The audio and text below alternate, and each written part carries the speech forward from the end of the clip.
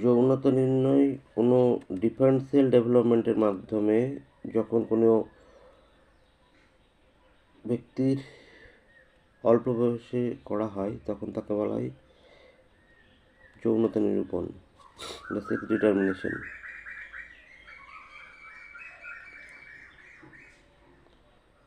একটা mail nucleus সঙ্গে female nucleus ফিউশনের মাধ্যমে কোনো বেবির যৌনতা নিরূপিত হয়।